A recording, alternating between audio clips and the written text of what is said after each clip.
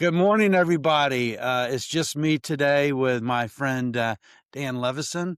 Dan, welcome to Drink Up Live. Really appreciate it. Before we Thank get you. started, just a couple call outs to some of our sponsors. First, I want to call Alicia Vargo of Bev Assets. Thanks for sponsoring Drink Up Live podcast. Really appreciate it, Alicia, and also appreciate you joining us every week in the comments. Thank you. And then also Adam Smith from Alias Advising. Adam can't be here today, our co-host. He's celebrating his mom's birthday. So I think that's a good reason not to be here. So Dan, sorry about that he's not joining.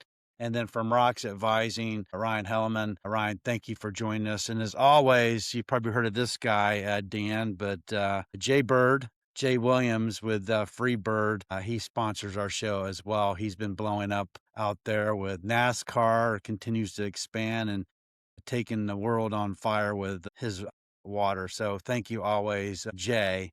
But Dan, welcome to Drink Up. We're really excited to have you today. As you know, this is live, raw, and real. Oftentimes people will show up in the chat. Sometimes they don't. Just depends. We run on Saturdays.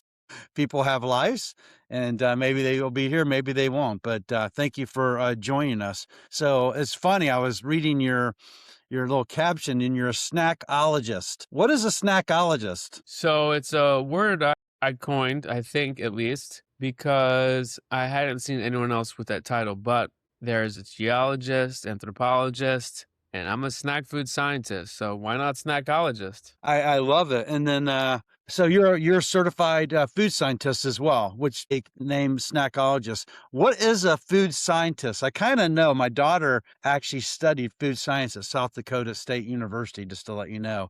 But Okay. maybe for everybody joining us, what does a food scientist do? So food scientist is a very broad range of roles within the food industry. Food science itself is an interdisciplinary study that ranges from food chemistry to food processing, food microbiology, manufacturing, food safety, regulatory, and it is a very intense study.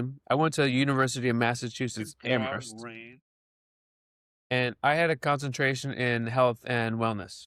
Wow. Okay. Yeah, that's always been my main passion. So what does a food scientist do? After you take all those science classes and you decide you want to stick with it, The then hardest class, by the way, was chemistry 101, wasn't it? No? yeah, or chemistry 2 was harder. Organic chemistry was easier for me than chemistry 2. My daughter almost dropped out because she struggled with the first chemistry class, and then she got with a friend that was becoming a doctor, or became a doctor, and he got her just something clicked in, and all of a sudden, all the chemistry classes after that got better. But all right, I interrupted you. Sorry. Yeah, no, I mean, chemistry is like math on steroids. And I think what your daughter did was really smart because you got to find some way that that stuff relates to you, something that it ticks. Because if you can't find something that you like about it, it's just going to seem really abstract with the regions and the compounds. So it's really, it's not easy to stomach, intended. But as you proceed through food science program, I think what the most important thing is to find one of those classes that you like, because the class out of the program you like the most is what you're going to end up doing as a food scientist, to answer your question. So Okay. for me, the class that I took that actually got me to transfer into the program was a food product development seminar. Okay. I was lucky enough to have it taught to me by the department head at the time, who was also used to be part of the FDA. So he brought a lot of insight about the industry. He was really passionate about the industry. That's why I actually signed into the program. And I knew when I took that seminar that this is what I wanted to do in food science, product development. So that's what I've been doing for the last 20 years. A lot of other food scientists will do regulatory and work in the FDA.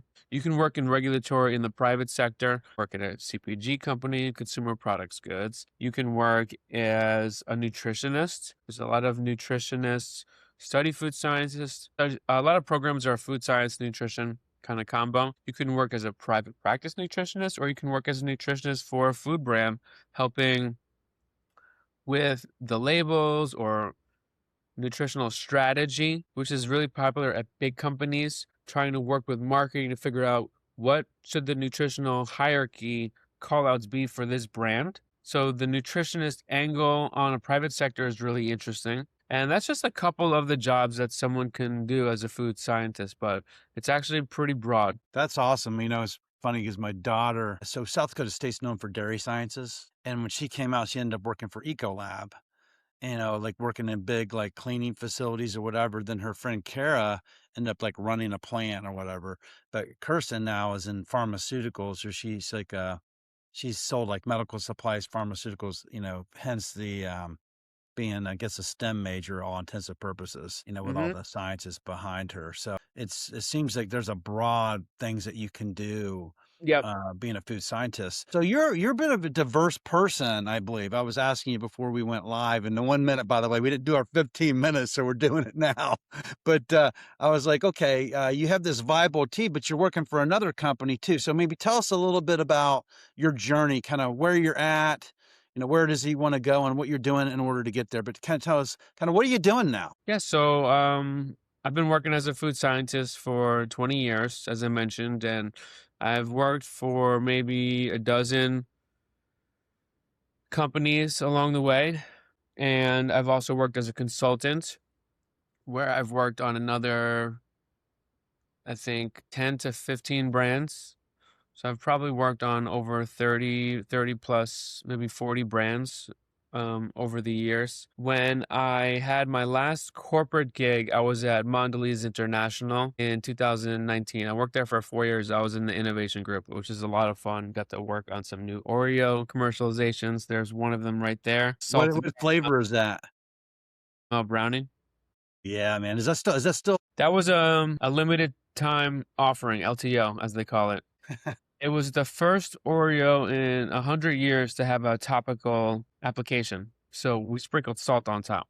wow. Sounds simple, but it was actually very complicated process, a lot of verification, validation, commissioning, all that fun stuff. I'm surprised you haven't eaten that yet. You're gonna keep it, huh?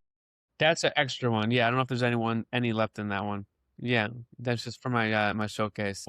When I left in 2020 to start my own venture, is Viable Energy Tea. I think you're sending me. I got something from FedEx. You're sending me some Viable, I think. I believe it's on the way. I wish I could have had it so I could have enjoyed my Viable because you're our next sponsor, by the way. You didn't know that, but hey, I didn't know that. Yeah, I sent some to you so you can enjoy some. thank you. So basically, I started this in 2020 and I started consulting at the same time. So I started up my consulting shop, Apple and Orchard Labs, where I help people bring their dream products from apple to orchard. Oh, I love it, man. Well, you That's and I my have a lot to talk about. We'll probably stay on the line a little bit because we were commercial guys, right? So you're the person that brings it to Apple Orchards, but if you need someone like us, when rubber meets the road, you need distribution, you need customers. That's what Alicia and I do, and we love partners like you. By the way, that's awesome. So you cool. tell them everything, every step of the way. So you've gone through the journey, right? You know Yeah. what it takes to get that item moving.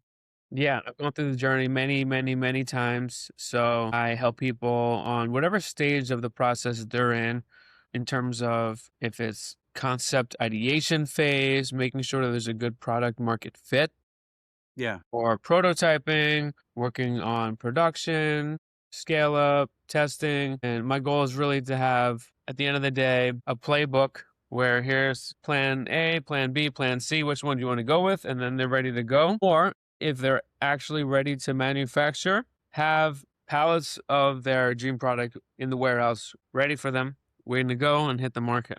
That's yeah. ideally, the full orchard, as you call it. So I've been You've been doing going that with Viable for 6 years. since 2020. Yeah. Oh, wow. So how are things going? So walk us through your journey. You didn't just arrive on the shelf and start selling thousands of cases, I'm assuming. It's been quite the journey. I'd be really interested to hear a little bit about it if you don't mind sharing. No, yeah, it's definitely been a really dynamic and challenging journey and been learning a lot along the way. Yeah. So did you when you made your teas, I'm assuming Viable teas, where Yep. did you start? Like did you start in a state, a city? Like where did it all begin? New Jersey. We're mostly focused in the New Jersey area still. Okay. And how do you what's your mode of distribution? Do you self-distribute? Distribute? Do you go direct, or do you have distributors to sell your product? So when I first started, I was doing all the self-distribution. I think I had a Camry at the time and just out the back of my car. So I was going up and down the street, dropping off samples, meeting with store owners, and just trying to get on shelf, giving out free samples, free cases, whatever I had to do, and then delivering it out of my car. And I was doing that maybe for about a couple of years, maybe 2, 3 years.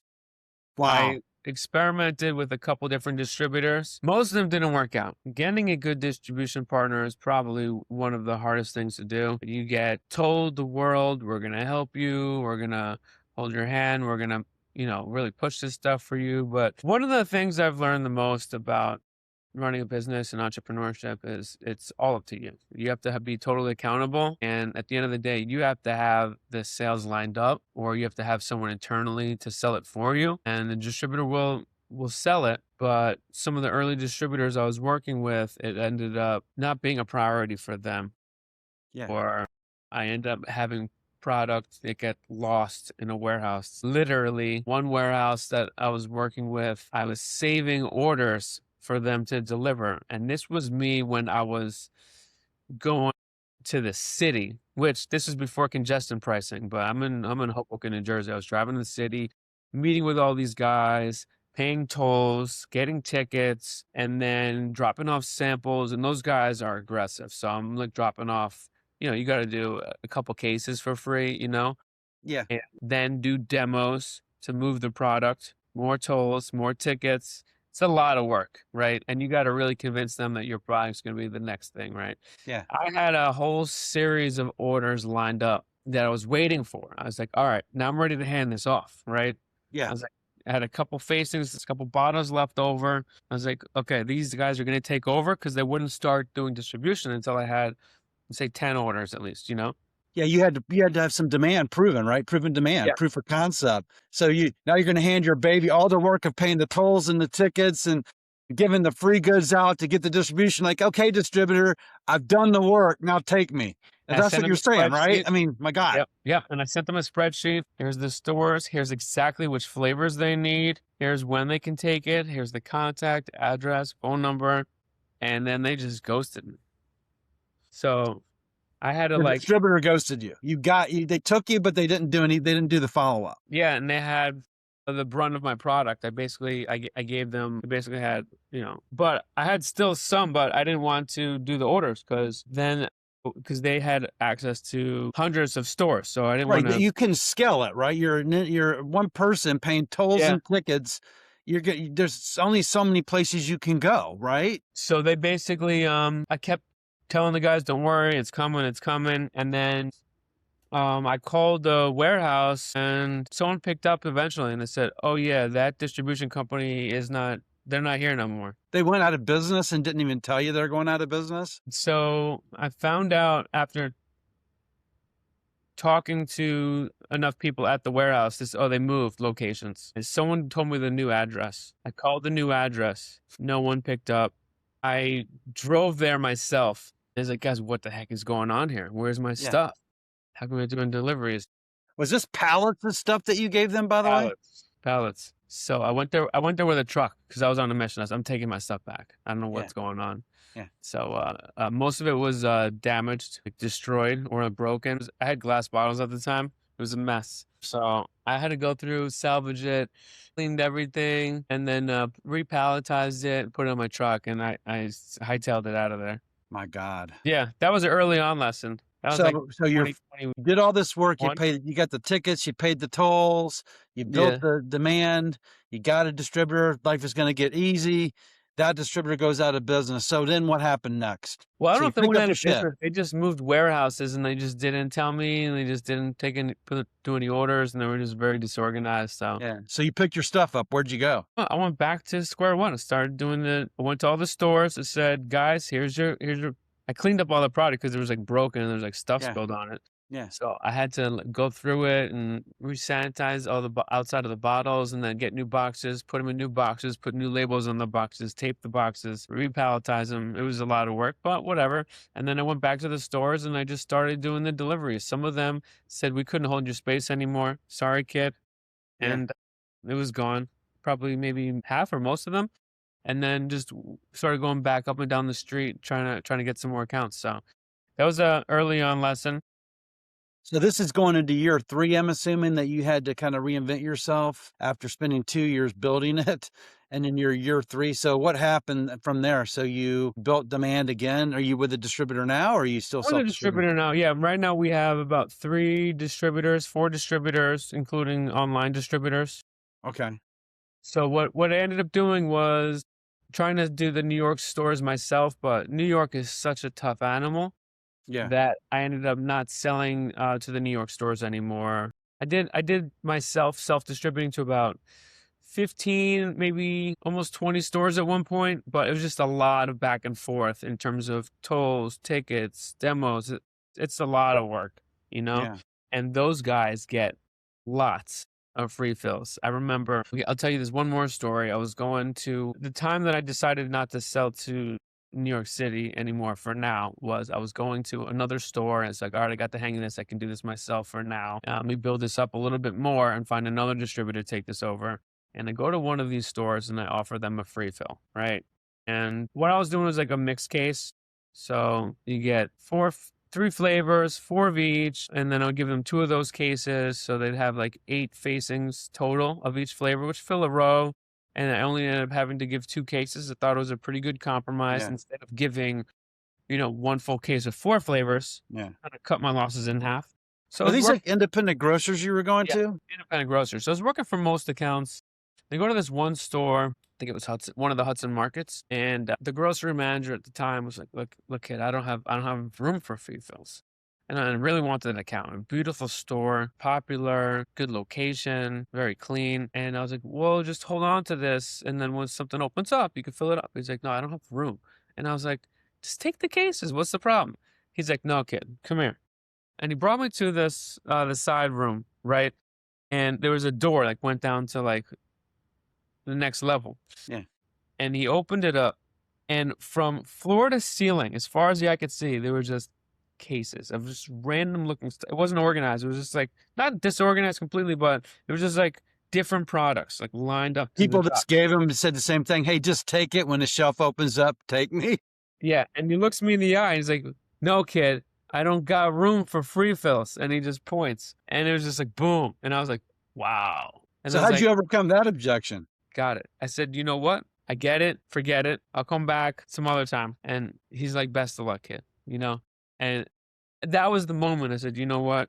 New York City is too competitive for me right now. I gotta Yeah. take a step back." So I kind of dialed back from the stores that I was doing because I knew that was going to be a common theme. A lot of people come in, bigger companies, or you get I these heard hot like I do a startups. lot of liquor and functional stuff with our reps, Yeah, and I was on with a client. Dog Pedal Whiskey is one of my clients, and they're going store by store. And Josh is an attorney, and he's starting this journey. And we have our rep Sam Abel, and they were talking. I'm like, "Well, how does New York work?" He goes, "Man, you just got to show up, and you got to badger them. You just got to keep on showing up and keep on asking." There's hundreds of people showing up in the stores, like in Manhattan and Soho and Brooklyn yeah, and Harlem there. And it's like, you just got to keep on asking and they're getting hit like boom, boom, boom. And they're yeah. non-committal.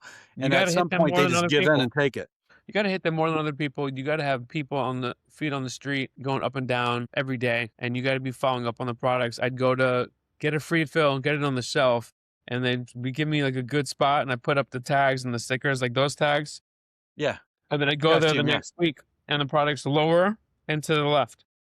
So you have to go back in and put it back up, but put the tags back on or what? Nah, I mean I put a tag back on. He's like, "Oh, Yeah. it fell off," but I wouldn't move it at that point. And then I go there a week later. Tag's gone again. I don't know who took it off. Maybe another sales rep from another company, another tea company said, "Screw this guy," you know. And then you go a week later, and then it's down to the left to the point where it's like in the bottom left corner. No one's ever going to see it unless they're Are these tied. reps moving this around or something as they're coming in? They're No, moving what the product happens around? is another company comes in, they give them a free fill. Maybe they give them a bigger free fill, and they say, "Oh, I'll give you this best spot." and then everything else gets moved down to the side, you know? So 4 weeks later, my stuff's on the floor, basically. So unless you're tying your shoe, you trip, or you go down to, drop something, you're not going to see the product. So that was one of the other reasons that I realized, you know what, you got to have a deal with one of the big distributors or brokers that are really going in there, that have some influence, that'll keep your stuff at maybe not eye level, but somewhere reasonable where it's not like on the floor. So So the someone that's going in there every week, talking to them, they have a relationship, yeah, the whole bit. That's what our boots are doing. We have 2 yeah, boots in, New York, right? But it's a grind even for those yeah, guys. I mean, I was yeah, talking to Sam and, young guy, but I mean, I'm like, "How does it work?" And he's like, "Man, you just gotta keep on going in, keep on asking, keep on showing up, keep on bringing them value, that tasting or show them something to value, then they'll work with you." It seems like a very tough market though, yeah, that if you're out of sight, you're out of mind, because there's 100 people online just showing up doing their free goods and their yep. service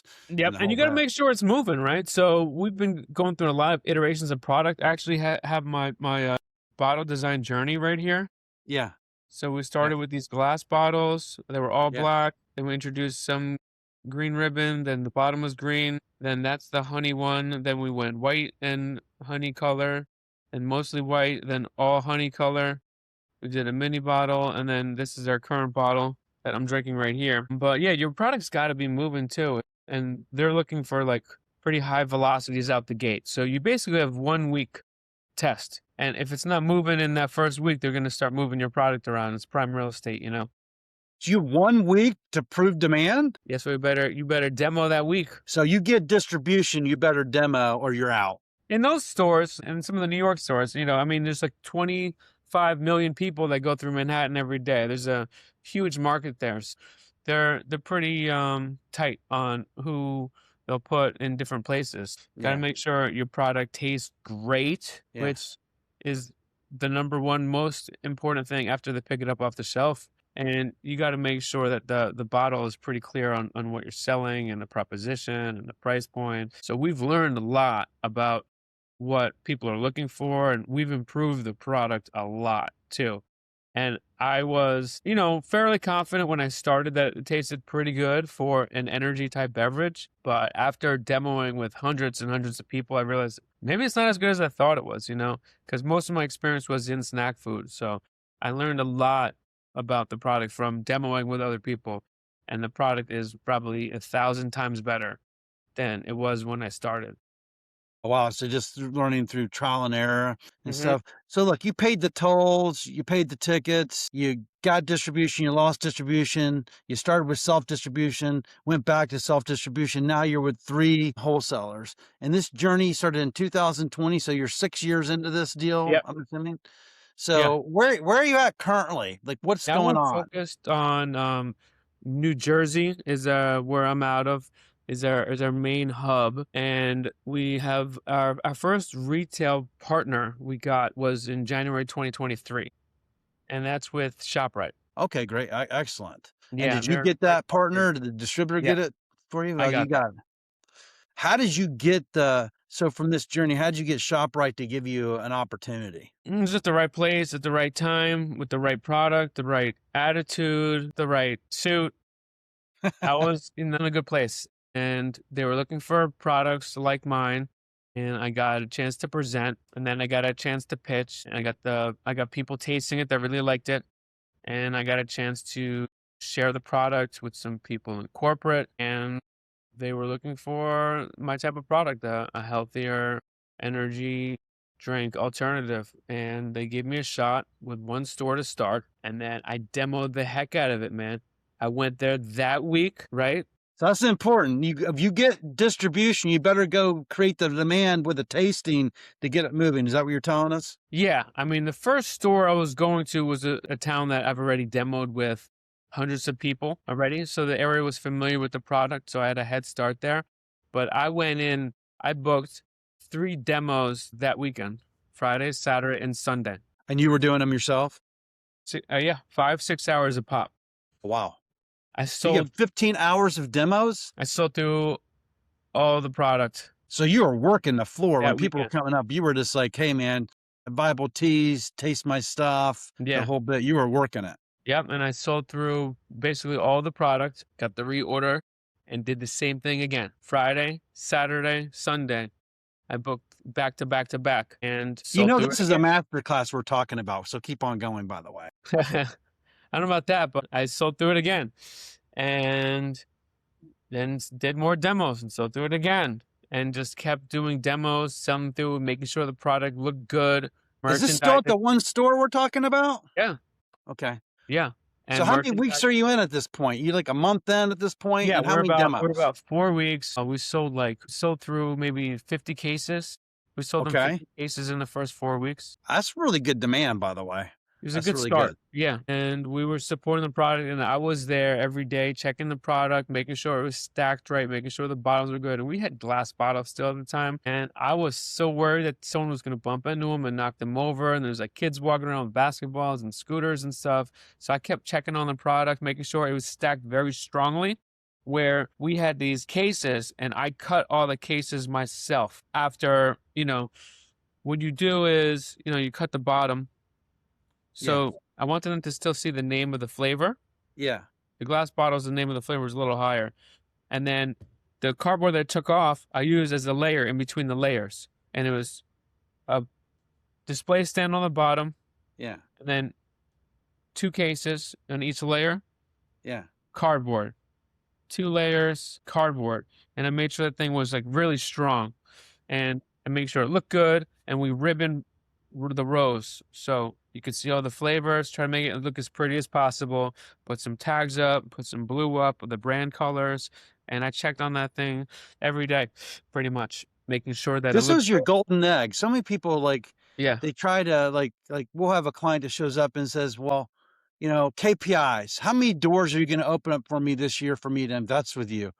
And I always ask, "How many doors are you in currently?" And then I ask, "What are your reorders? What are your volumes? What are you doing to create demand where you're already at?" And this is truly I know it's corny as it sounds. It's a master class and how to build a brand at the end of the day. I mean, you're 3 years in. Again, you self-distributed, got a distributor, lost a distributor, came back to self-distributing, started to build demand. 3 years in, you get ShopRite, your golden egg, and you treated it like your baby, Hmm. the cradle, right? You're like, this is like the seed that you needed in order to expand, I'm assuming. Yeah. And I treated it like that. I said, this is my opportunity, and I'm going all in on this. You don't get to pick all your opportunities in life that you get, but you get to pick which ones you go after. And this was the opportunity that I got, and I went after it. Man. And so you got through the first 4 weeks, you got the 50 cases. What happened after that? So then it just rinse and repeat. Just kept going through, making sure the product looked good on the shelf, merchandising, meeting with all of the staff as much as possible, demoing with the staff as much as. So you were uh, training them on your product, making them yeah. believers. They're basically your advocates for the brand when you're not there. Yeah, I was like, here's the product. I'm Dan. I'm the founder. I'm a food scientist. Here's why I made the product without talking their ear off, giving them extra samples, meeting with assistant store managers, the store manager, associates, friends with as many people as possible. I say what's up to the janitor, give him a fist bump, give him a sample all the time, still in every store.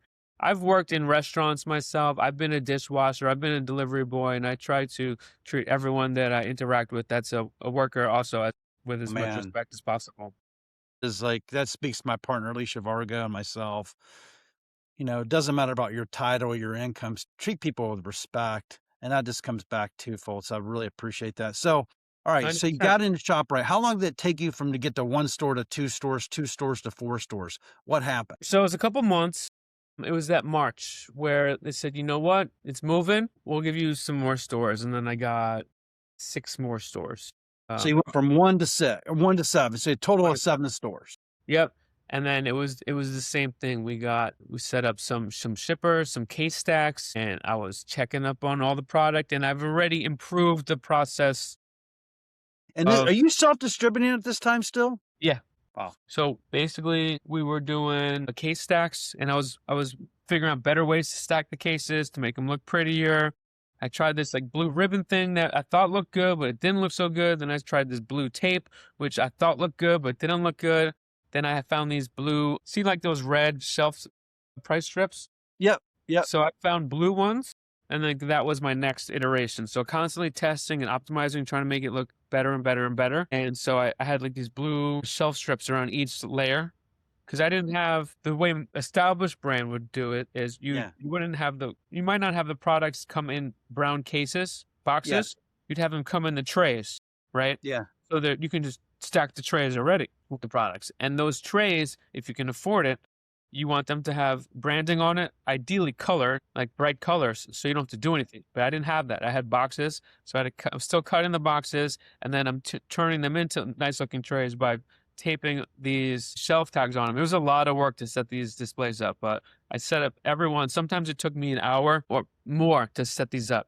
I was insanely meticulous. Like the people in the store saw me cutting, slicing, taping, stacking. So, wow, this guy really cares about his product. And So those 7 stores, were you in there like every week, every day? Were you doing tastings every week? Like what was yeah, going on? yeah, I was doing tastings every weekend, and I'm in the stores every other So you were day. doing 7 tastings a weekend. Not 7 a week, but I was doing about at least 4 or 5 a week.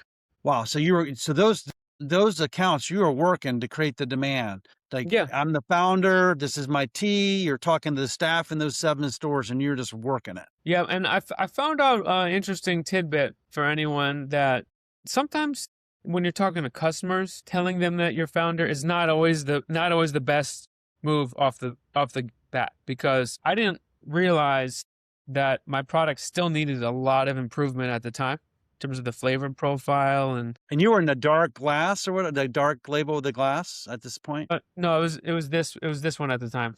Okay, got you. Okay, okay. But when you tell people you're the founder, and I did a lot of farmers markets when I started, the first 2 years were COVID, so I wasn't doing anything. Yeah. But once You 20 launched the brand during COVID.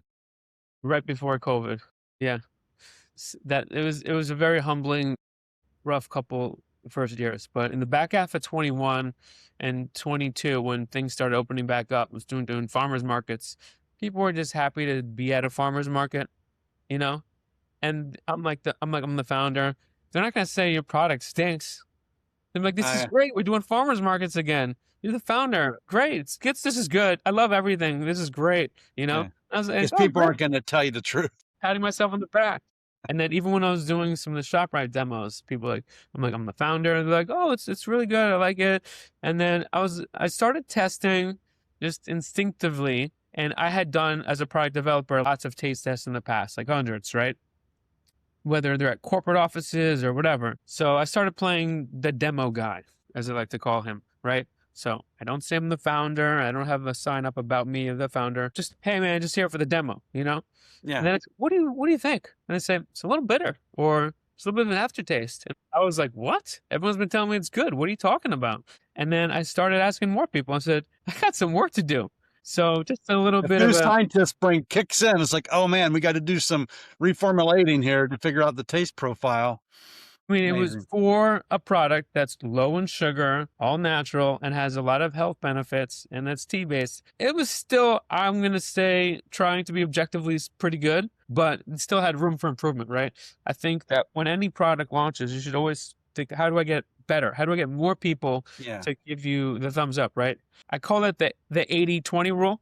Like, you want 80% of the people to, let's say, the sweetness, to think that the sweetness is good. 10% are going to say it's too sweet. 10% is going to say it's not sweet enough. So that's about as good as you could possibly get on most attributes. And so that's kind of where the gold standard is. Or if from a purchase intent standpoint, you want to be like 90% or above. How do you validate a purchase intent? If someone actually takes the product and they buy it and they put it in their cart, right? As opposed to a focus group or a consumer location test and like more traditional consumer testing. So those were kind of the gold standards, but basically I was doing, a lot of the groundwork, doing the demos, learning about the product, taking notes. And then we started doing good in those stores. And then I was able to flip the demand to get a distributor. So they basically said, we want to keep growing your business in ShopRite. And I said, How many stores were at the time when you flipped it to distributor to get the distributor pick you up? in the 7 stores. Oh, wow. So you showed the demand. And what was the demand? So how many cases across the 7 stores were you selling on a monthly basis? We were doing about 2 2.5 cases per week per store, I think. Wow. So that two 14. So 14, I'm getting 20. So like 100 cases. I'm just gonna round up, but like 100 cases a month. I don't know exactly. Yeah, I know I'm a little higher, but that's really good demand across 7 stores. I mean, I've It was sat in front of Walmart, in Bentonville, and they've shared their demand numbers with me, yeah. and they also look at, like, revenue generation, what it's generating, dollars per store per week is a metric that they look at. I don't know if you face that with your current, grocers and independents and stuff that you're working with, but that's what usually they look at Mhm. in terms of overall category Yeah, performance. yeah. So, I mean, a lot of it was driven from me doing a lot of work, right? So I mean, every founder or every person that starts a brand, what Dan just said, everybody, pay attention. He built it one store at a time and he went and worked the market. I just posted about this morning. Everybody thinks they get distribution and they disappear. I call that ghost distribution because the distributor's Mhm, going to do nothing. mhm. I mean, even if you got distribution, I'm assuming you didn't stop working, you kept on going. Working more, yeah. And it's funny because when I got into those 7 stores, I still remember the second store I got into, this guy had been the store manager in the grocery industry for 20 years. I think he worked for ShopRite for 25 years. We worked his way up, right? And he kept seeing me like every other day. He's like, "You're back?" And I'm like, "Yeah, I'm just checking on the display." He goes, "I've never seen anyone in my entire career that takes care of their product as well as you do in That's 20 years." amazing. Do you think that was a differentiator versus you versus the other 100 guys that were showing up with their product, once, No but one you else showed was up every showing week? up. Yeah. Not a lot of people are showing up like that much. A lot of new products, they drop it, they dump it. But you have to think about it. A lot of brands like ShopRites, they don't care, or whatever retailer they get into, they don't care. They're just trying to get into as many doors as possible. They get VC money, right? They Yeah. get investors. They get, I don't know, $1,000, $2 million. They get a big investment, and now the clock is ticking, and the VC venture capital company wants to turn around their investment, and they want to sell within 3 to 5 years, right? Well, So they don't care about the yeah, they product. It's not their baby. care It's about just a about couple selling new and stores. scaling and selling it in 3 to 5 years. It's funny. We have brands like, yeah, my goal is to sell in 3 to 5 years. I'm like, the odds of that happening are 0 to none. Try 10 to 15, and if you still want to be in business. If you act like you'll sell in 3 to 5 years, you'll be out of business in 3 to 5 years. Not because you sold it. Well, you just said 10 to 15. You know what Tito's is? Tito's beverage? Hmm. Tito's took 20 years to build his brand and he went bankrupt twice. Yeah, it takes a long, long, long, long time. As far as I can see, I've seen a lot of brands that started after me that already got out before me, and it wasn't because they got bought out. And that's Wow. because they went into too many stores too quickly, and they're trying to be in 100 stores here, 100 stores there, 1,000 stores there, and they didn't give themselves enough time to learn about their product from the customers, learn about the proposition, improve the product, and also build an audience, build a local following, and Yeah. doing a lot of that work. So a lot of people drop off products and they'll deliver it to an Acme or a ShopRite or, a Safeway, whatever chain they're in. And then, they don't go there again because they're already on to the next one. Their VC is calling Yeah. them, we need more stores. We need more stores, without focusing enough on incubating like the ones that they have. But I've learned so much from just interacting with customers. And sometimes it's just in the aisle. I'll go to a store, Sam, you might not believe this, but basically I'm gonna say about 50% of the time, if I'm going to check on the store and I see someone in the tea aisle or energy drink, wherever the product happens to be, I'll sell them on the product. So half the time I do a store check, I sell at least one bottle just in the aisle. Wow. Are you still doing that today? Yeah. So fast forward, now we're in about almost 40 something ShopRites. That's awesome. By the way, 6 years to get to 40 shop rights, but you have the demand in those 40 shop rights. We're still building them.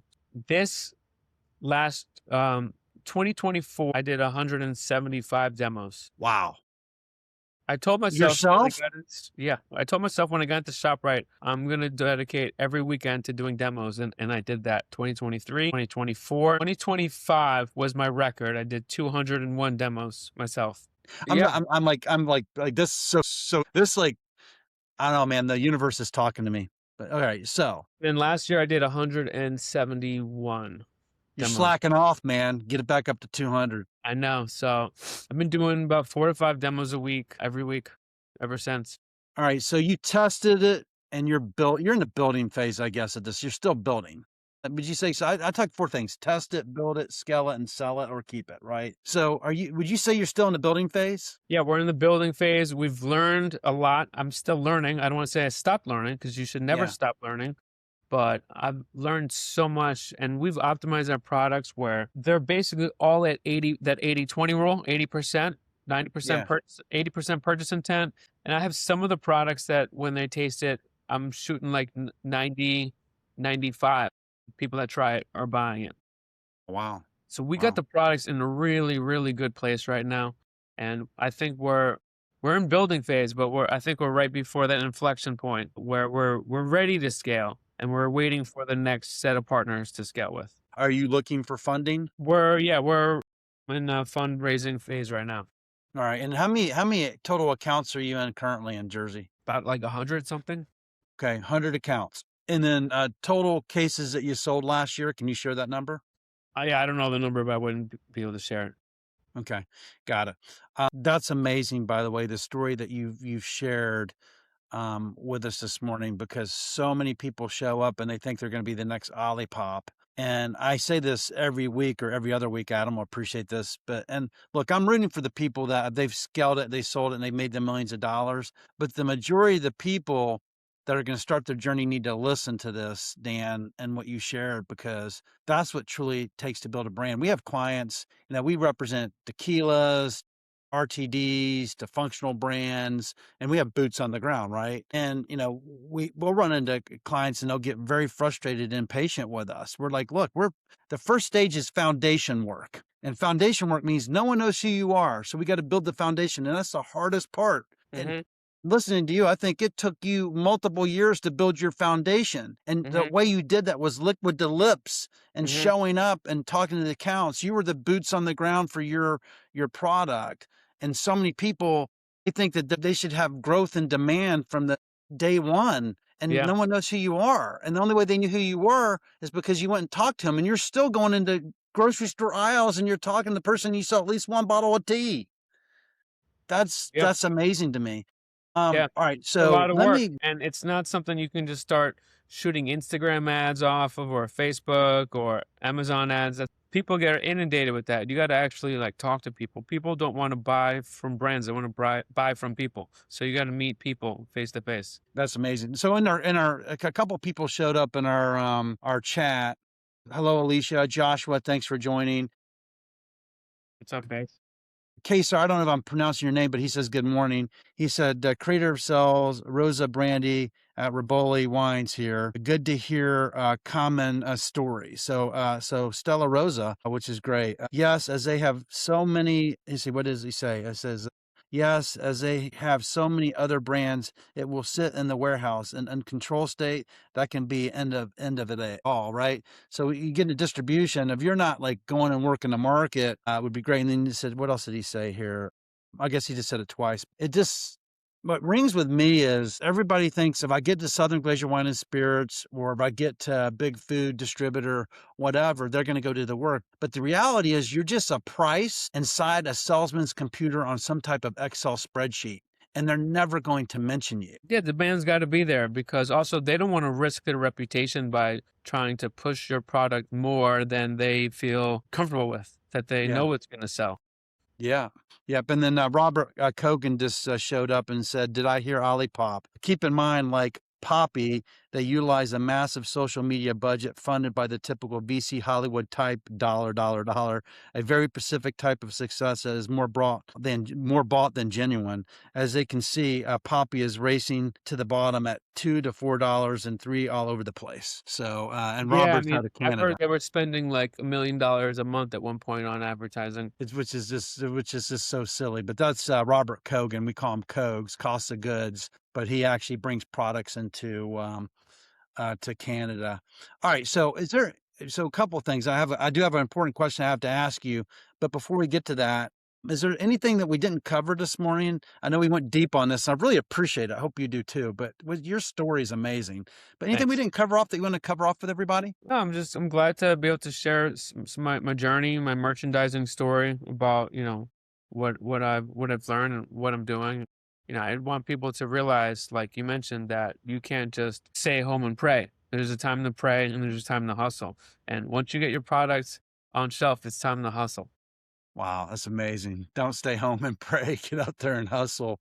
How do Yeah. people how do people find Viable Tea? Is there a way they can go order it online? You have DTC? Yeah. So we sell nationwide on our website, drinkviable.com. You can just Google Viable, Vibal. Okay. I'm gonna put it up on the screen to see if I got it right here. Yep. Is that right? Drinkviable.com? Yep. That's it. And we also sell on Amazon, free shipping nationwide. You do free shipping? Yeah, of course. You got to these days. Amazing.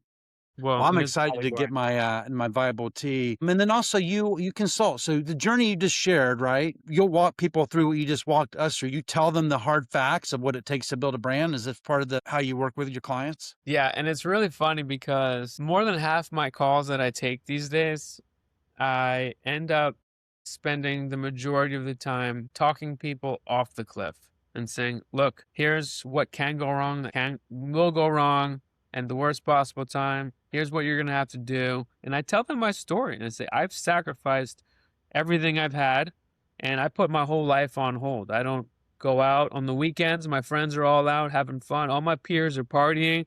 I put all that aside. I don't go out anymore. I got to be up early. I got to demo. I got to work. That's what it has to take for years. And so when I start explaining this to a lot of potential clients, they pause and then it gets quiet. And they always ask me this question, go, wait, should I really be doing this? What's your answer? And I say, I don't know. I don't know if it's, a great idea for you to start something up. I want you to know what it takes. I say, look, you can work 9 to 5, guaranteed pay, good job. Or you could try to start something up yourself where you're going to be working 24/7 with no guarantee. Right. You're a smart guy, which sounds like a better thing to do. Then they pause again and we'll be in touch. And then they say, we'll be in touch. Never hear from them again. Sometimes maybe they go with someone else because I scare them. That's fine. I just want to be realistic to people. And because they just want to know how much is it going to cost to get a new product to market. And it's not a fixed amount, right? It's how complicated is your product? How technically challenging is it going to be? How many production trials is it going to be? There's the pros and cons of having an innovative product, right? So if you have an innovative form, innovative technology, innovative ingredients, innovative packaging, you're not going to be able to find a place to make it so easily, right? So that's your moat. But now you're going to have to invest in packaging equipment. Could be like hundreds of thousands of dollars, or ingredient or supply chain, or big MOQs on new ingredients. So the least amount of those barriers and moats, the easier it is to get to market, but then the easier it is for someone to replicate what you're doing. So there's this kind of speed to market versus risk versus moat that people have to like really review and evaluate. And if they want me to do like a risk assessment or a technical feasibility, I've done those through the wazoo when I was at, Mondelez Nabisco. And we used to just do that for hours and hours. And I'm happy to go through that with people so they can really see what the risks are, how to mitigate the risks, and what your contingency plans are from like a technical that's standpoint. amazing. That's such an amazing service. How'd they find that? How'd they find you for that? Appleandorchard.com. Apple. Is it like the word "and"? Yep. Andy spelled out. I'll put it up on the screen and see if I got this right too. Hold on a second. Let's see here. Is that right? Cool. I mean, God, be an amazing service. I always tell people, I'm like, if you're going to get into this business, talk to someone like Dan before you ever arrive at me. Because by the time they arrive to Alicia and I, they've made hundreds of thousands of dollars in investment and time. And they're like, well, you work on commission? We're like, no, we don't. You got to pay our people. So, and I think all pieces are important, by the way, but it's like the people that are going to go out and create your demand is us. And you want to have us take all the risk? You We got don't do that. to get the product down first. Too many times people try to circumnavigate using a food scientist, and it's really scary. There's a lot of brands out there that have not used a food scientist. And I told you when we started this call, all the things that food scientists do. So when you have a food science consultant, you're getting an entire food science department to look at your regulatory, to look at your safety, to look at your shelf life, to look at your processing, to look at your manufacturing, to look at your product quality. So you review all that with a food scientist. A lot of times people have a friend that's a chef. or a friend that works in the kitchen, or a friend that's good in the kitchen, and they give them a little bit of a false confidence. Not saying against chefs or cooks, but it's a very different discipline bringing a product from scale to the market versus Yeah. making a dish or bringing a menu item. There's a lot more that's involved with supply chain, manufacturing, stability, food safety. And so a lot of times people start to reach out to a food scientist after something bad has happened or when it's too Amazing. late, when they're losing a Yeah. ton of money or when they have a shelf life problem. So you really got to do that ahead of time. And the money that you spend working on a food scientist, I'm not trying to sell myself, but you work with an agency or someone else, is going to save you a dollar on every penny, basically, because you could spend hundreds of thousands of dollars on product and then realize it's the wrong product. And then you're going to be out before you start it versus, if you spend $50,000 ahead of time, making sure that you're protecting your investment. If this is something that you did a career change for, you want to make sure you have your product locked in. So Yeah, I make urge make everyone to work with a food talk scientist. talk to Dan Levison, man, Apple and Orchards, and he's been through the journey that we shared this morning.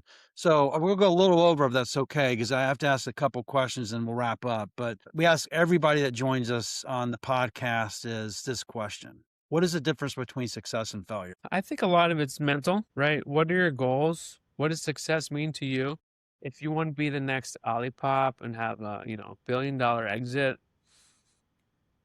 you're probably going to fail because that's an insanely high field goal to hit. If your goal is to manufacture a new product and get it to the market and that's it, then your chances of succeeding are a lot higher. And that was my goal from the get go. And I've succeeded to do that. I've developed my own product, I brought it to the market, created a demand, and launched the product on the market. You have to make sure that you set reasonable goals. And what is your ultimate goal?